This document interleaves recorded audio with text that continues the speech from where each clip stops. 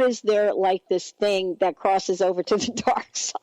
Yeah, exactly. That's a great question. And I would say, that's an interesting, authenticity can be interpreted a lot of different ways. So your example of the boss pounding on the table, I wouldn't even say that person's being authentic, because if they were really being themselves, they wouldn't even go there. They'd have a different response. But where's the balance? I think the emotional intelligence piece, and the newer term we're hearing a lot, is emotional agility. Yes. Which is the next phase of it, pretty much the same thing. But it's essentially, and I love how distilled down emotional agility is, it's how do you productively manage your thoughts and feelings? And not just in the workplace, anywhere, anytime, personal life, wherever you are.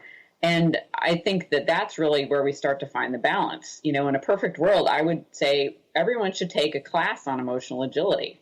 Everyone should take a class on emotional intelligence and really learn how to take that. Sometimes it only takes 5 to 10 seconds to just stop for a minute and say, I know what I'm feeling. I know what I'm thinking. How do I want to respond now? Because I actually always have a choice as long as I can recognize it. What would be productive here? What do I need to say, even though I might be triggered? And I think when people can start to do that, they're not going to go over to the dark side. Or if some, we all have days, right? So if someone does blow up, if they have some emotional agility and intelligence, they of course go back and clean it up and they apologize. Mm-hmm. And most people accept an apology. Yeah, absolutely. Can we talk about this for one more minute? Because we're talking about teaming. Yeah. And we're talking about how important it is. We're talking about the dynamics of change that may happen. You may be on one project one week. And, by the way, it doesn't mean you cannot, as an individual, not be on multiple projects at the same time, with multiple dynamics, right? Right. Exactly. How does that idea of emotion, because you touched upon this before, when you said the word conflict, right? There's almost like a precursor to conflict, and that would be what we're talking about. I've seen people fired for having an emotional moment at a project in front of a client that was just zero tolerance, right? Yeah. And so it's not like in the movies where we're watching Bad Bosses or something like this. There's a real consequence if we don't learn to get along. Yeah, absolutely. Especially in front, a client or a customer, right? So there is a huge consequence. And I think that sometimes what people are doing is they're letting it build up internally. They're putting up with situations that are really untenable for them, thinking they can't say something. They're not holding their boundaries, and there may be a lot of organizational cultural reasons why they're having a hard time doing that. It might be the culture doesn't support it. So it's very relational in that way. How are the people operating within their culture, and what do they feel they're allowed to do?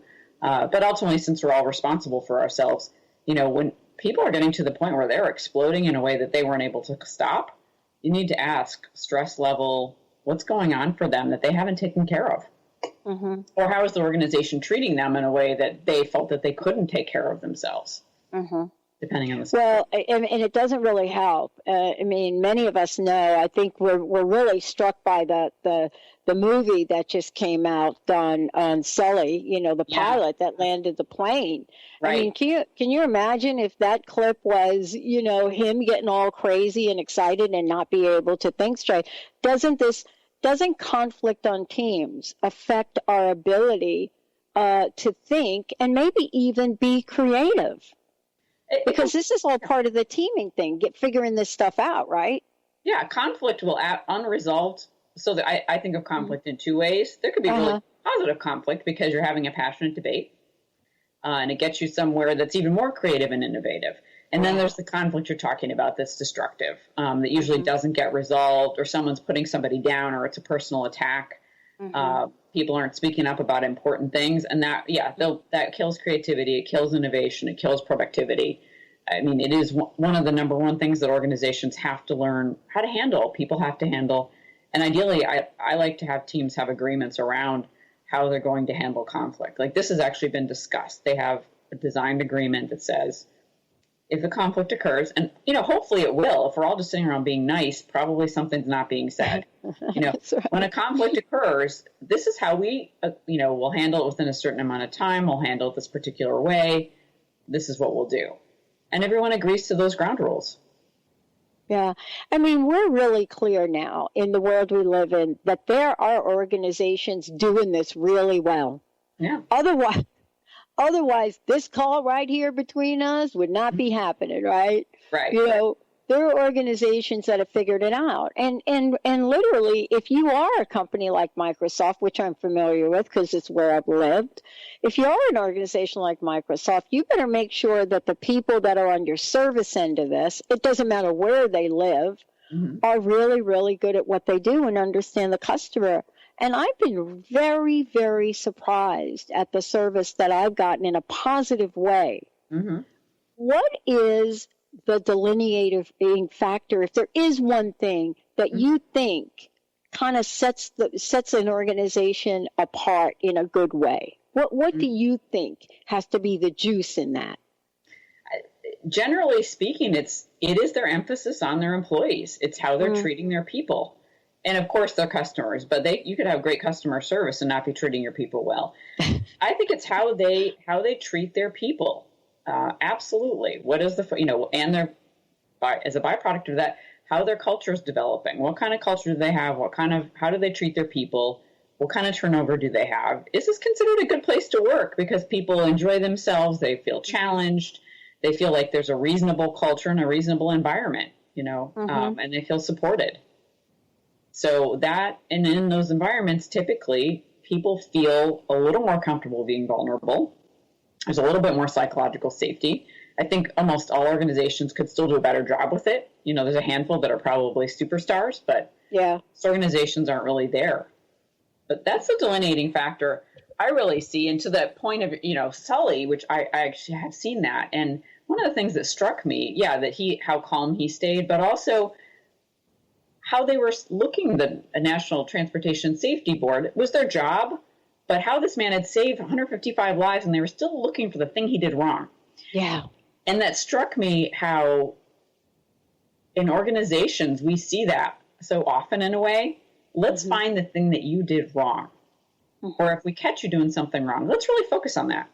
Right. And let's forget to talk about, all the things that you did really well. Right. And that really kills people's souls. Yeah. Wow. Yeah. I love this conversation. Claudette Rowley joining me here today. We're, for those of you tuning in, it's so great to have you here. Cultural Brilliance Radio. It's a regular show. This is Claudette's show. This is something we get to talk about. When we come back, we're going to talk about just that. That movie was a perfect example of when cultures clash. Totally an example of that in a lot of ways. But there are many, many more. And many of you know what we're talking about. When we come back, we're going to talk about that with Claudette, about what does that mean when cultures clash? What does that actually feel like? Is it what you think it is? Stay tuned. We'll be right back.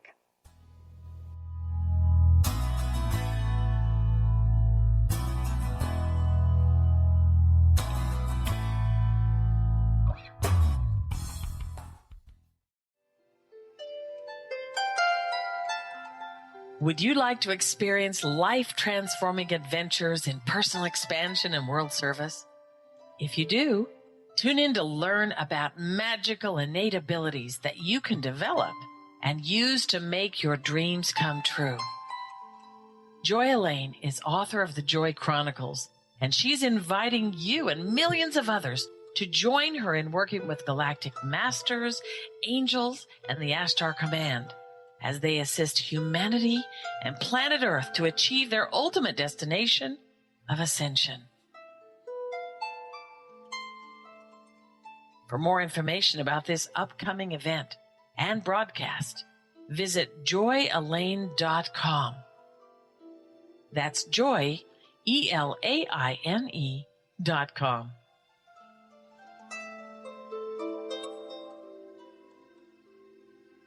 What is a brilliant culture?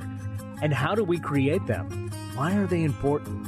Claudette Rowley has created a breakthrough 5-step process to help you design a culture that is authentic, innovative, and successful.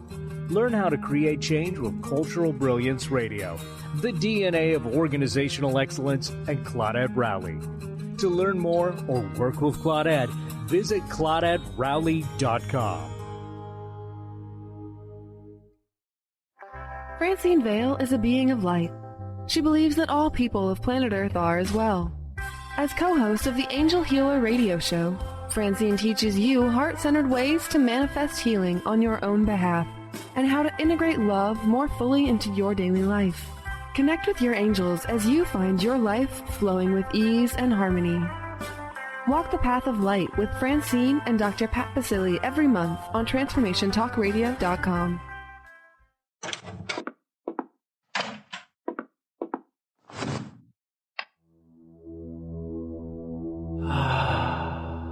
Beyond being this amazing neurologist, inventor, author, Dr. Dan Cohen has been called to look at technology and look at personal and spiritual development and merge these together. As technology uses the healing and psychospiritual effects of synchronized sounds, vibrations, electromagnetic fields, and how that interacts with us in our nervous system in what we're calling the Soul Tech chair. The Soul Tech Lounge induces profound levels of relaxation that transition over time into deep meditative states. The synchronized sound, vibration, and magnetic field induce these states. The subject doesn't have to work at it. To learn more, go to soltechwellbeing.com. That's SOLTEC Wellbeing.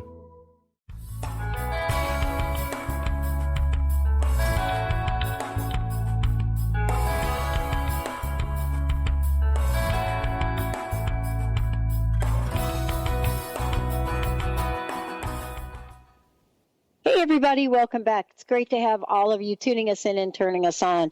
For those of you out there, I want to make sure you know how to reach Claudette.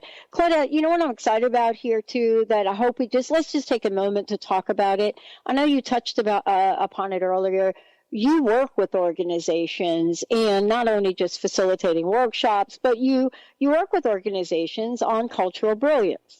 Also, you're a keynote speaker and so forth for folks listening that want to bring Claudette in to speak in your organization. What's the best way for people to find out more about you and to contact you directly? Thanks, Pat. So my website is culturalbrilliance.com.